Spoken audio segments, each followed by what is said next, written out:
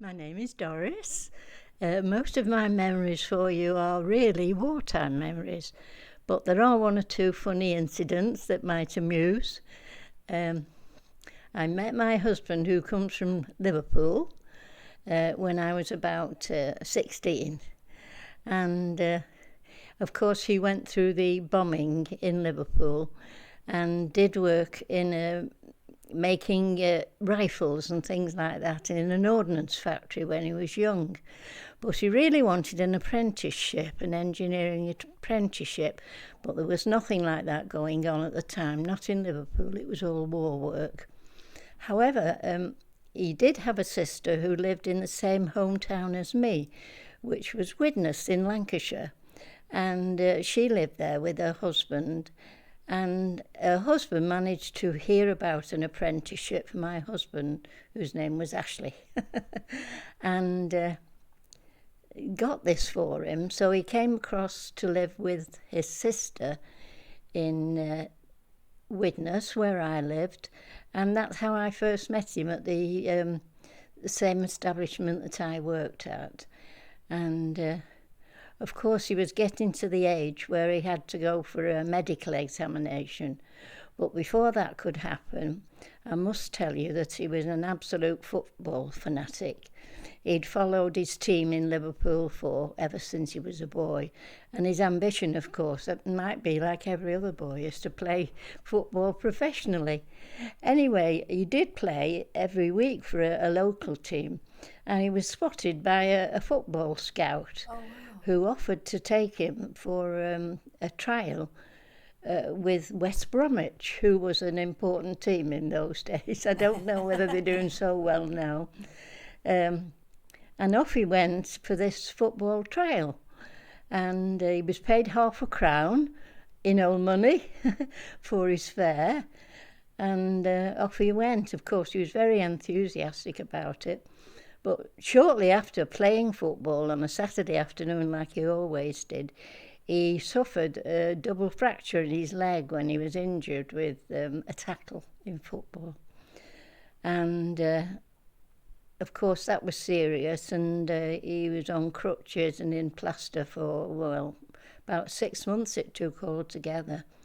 So that put the end to his football ambitions for a career. He couldn't do it anymore. Then he was sent for his medical examination for forces, and he didn't pass because he had one leg shorter than the other, and they said he wouldn't be able to march. And that happened twice. He was sent twice, and twice he failed his medical examination. So the second time he went for his medical examination, he was very hopeful. And when I came out of work that night, he was waiting for me outside. And he had a bunch of flowers and a Frank Sinatra record, who was one of our favourites at the time. I thought he looked happy with himself because he wanted to pass his medical, but he hadn't. So he had to go back to his day job and join the Home Guard, which is Dad's army now, isn't it? But they weren't all older men, as you really know. And he had to go to sessions 3 or 4 times a week. And also at the same time, he went to night classes and studied for his engineering degree. He wanted to carry on with that. But on duty one night, I lived in Widnes, which was a small town with Cheshire on the other side, a piece of the River Mersey, which had narrowed. And there was a railway bridge across it. And of course, when the Germans were bombing, that was a target, the railway bridge over, and tried to get all bridges. So this night he was appointed to be at the end of a bridge, of the railway bridge, and go over with his rifle, live ammunition it was, and patrol. So back and to several times during the evening. But they had given him a sentry box he could shelter in. And it did happen this special night. It was absolutely pouring with rain. And when he came back from going across one night, there was a courting couple in his sentry box. And being soft-hearted like he is, he didn't like turfing them out. So he stood outside all night and got soaking wet through. Eventually the Dad's Army, as they called it, was disbanded, and he just went back to his ordinary day job, and he did advance in his studies and managed to get to management in his job, and with that we moved all over. I think the happiest part we had was in Buxton in Derbyshire, which we went to because my boys were young then, so of course they went to college there and finished their education there, and we were there for 20 years. Wow. And then when he retired, we decided to come back to Lancashire because our boys were living in Lancashire, and which we did do, and stayed there for about 20 years again while they finished their education. And my eldest son, John, he married a girl from Ireland that he'd met at college. So it came to the stage where John was getting married. John is my eldest son. Neil is my youngest son. Neil was about, I'd say about 14 then, or 15. And the wedding was going to be in Northern Ireland, which at the time had a lot of troubles with the IRA. But still we had to go over for the wedding because her family was there and she wanted to get married from home. We did fly out there. I only managed to get my mother to go. No one else would risk it, none of the other family. So there was my youngest son went because he was going to be an usher. I always remember because he wouldn't have anything to wear. He was conscious about what he was going to wear. In the end, he ended up with a purple velvet suit. Oh, lovely. So I thought it was hideous, but he wouldn't have anything else. Anyway, we all went across for the wedding. When we got to Belfast, which was where the plane was going, we flew from Liverpool.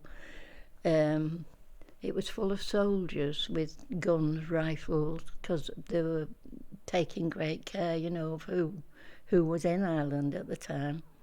So we got to my now daughter-in-law's home quite safely, and then when it was time for the wedding, we had to go to a chapel which was just outside where she lived. And so Ashley, my husband, they told him that he would drive our father's car because they were going in a wedding car, and we hadn't got our car with us. So we were given a car to drive, and on the way to the chapel we were stopped by soldiers. "Will you please get out and open your boot and your bonnet?" Well, it was a strange car because it was only a borrowed car. And of course we didn't know what to do, we thought, oh dear, they'll think we're enemies, all this sort of thing. Anyway, we were rescued by my daughter-in-law's brother who was in the car ahead and realised that we wouldn't know what to do So he jumped out and rescued us, and that was quite a frightening little episode. Well, for me it was anyway, on the way to the church. But the rest of the wedding went on very nicely. We went across to a hotel for the reception and everything. And then we flew back home the same night from Belfast Airport. Somebody accompanied us, No more incidents, and we got home safely. So really we were very, very pleased to get back to our own home. And the rest of our time, of course, was spent in Buxton in Derbyshire. How did I come to be in Wales? That's another problem. Well, while we were in our home over there, my husband, who was very, I won't say stupid, he was a bit stubborn. And we had a stair lift in our house because my son John had advised it because we were getting older. And oh no, he wouldn't use a stair lift. While he could walk, he would Well, he walked once too often and he fell down the stairs and damaged the back of his head, ending up with having brain operations, which didn't do him much good. So John, our son, then brought us back to live with him, which was on the outskirts of Lancashire and Yorkshire, in a place called Burnley, perhaps heard of. Then my youngest son, he'd made his way, he'd got married to a lovely girl, and where did they live now? Let me think.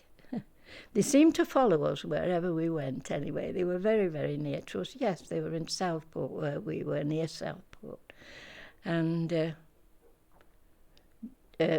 Neil came down from a holiday to Wales and with his wife, and they absolutely loved it. And as he worked for himself at home, they were talking one day, and he said, I don't see why we can't go and live in Wales. I can still work from home down there. And so they did. They looked for a house, and they found one up there, a lovely place in Clanibither. No, it wasn't Clanibither, that's where I live, isn't it? That shows what my memory is like. Now, where did they live? They lived in, it begins with double L, I know that.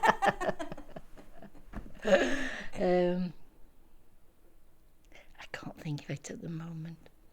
Anyway, it was a lovely house, and it was quite a big house with they had a little small holding eventually, and had rescued animals.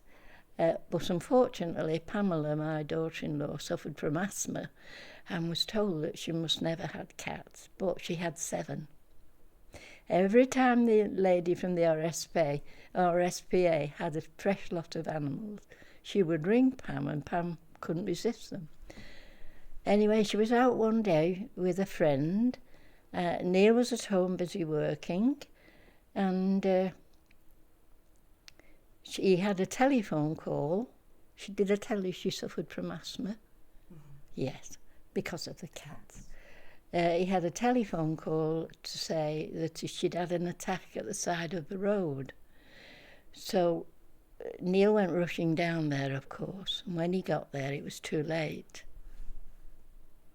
She couldn't reach her inhaler that she had at the side of the road, and she'd seen a young man coming down the road and managed to knock on the window and ask him for help, which he did do. He sent for paramedics, but when they got there, it was too late and they couldn't resuscitate her. Oh, I'm sorry to hear. Yes. So Neil, my youngest son, has lived on his own now for, it's nearly 8 years. He didn't want to meet anyone else. He didn't want to. So he manages, he sold his big place. He managed to after a couple of years.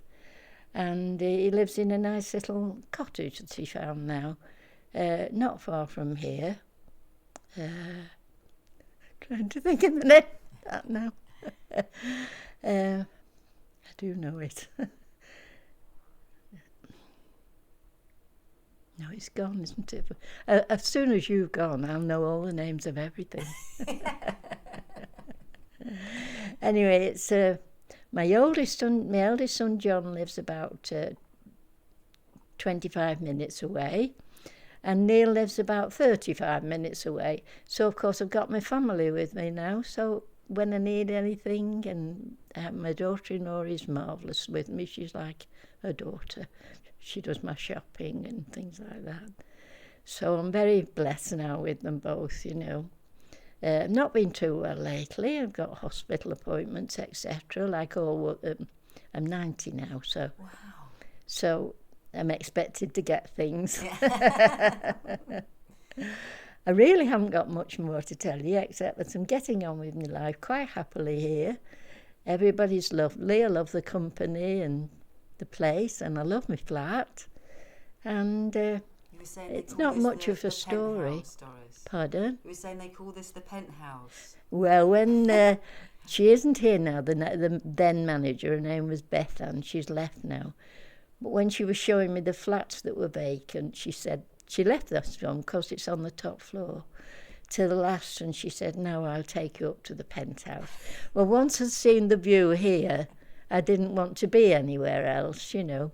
Sometimes it's a bit inconvenient because of how I am now. I'm not really active at the moment, and I can't attend some of the things that are going on at the moment, but I get by, and I'm hoping to feel a bit better soon, maybe, with things that are coming up. So that's about the end. I don't know whether it's very interesting, you know. It's very interesting. Thank you so much. Oh, well, I've got some wedding pictures to show you, and you'll see my family when they were younger. Lovely. And there's some in the book there, and there's one in the bedroom of me. So if I could ask you to get that, Yes, I will. you'd be able to see that. I'll just turn this off and get my camera. Yeah.